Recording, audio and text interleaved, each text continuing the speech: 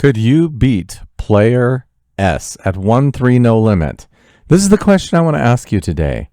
I was playing 1-3 no limit at the Venetian, which is probably my favorite place to play in Vegas, 2 nights ago, when player S walked in.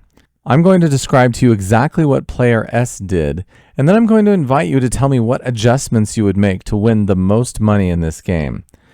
In the following video, I'm going to explain what adjustments I made and tell you my results from the session. All right, you ready? Here we go. This is player S. Player S folds to any raise if he doesn't have a good hand. Only he and God know what a good hand is. Otherwise, he limps with any two.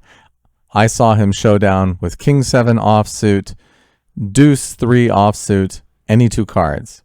I think he folded precisely 5 times pre-flop if it was unraised the entire night.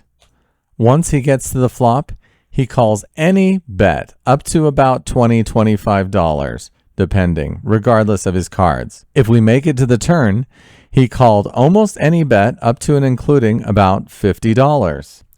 Once we get to the river, he folds to almost any bet if he doesn't have 2 pair or better. And he returns to the ATM every hour or two to refill when he busts. Now, if he has a good hand and it checks to him, he bets $10 on the flop. If he's called, he bets $50 to $200 on the turn and goes in on the river. If he's raised at all with what he considers a good hand, he re-raises to $200. If he gets to the river and it's either checked to him or he's called the bets until then, he jams with anything he considers a good hand, which, as I learned, is 2 pair or better. And that's it. That's his whole algorithm for playing.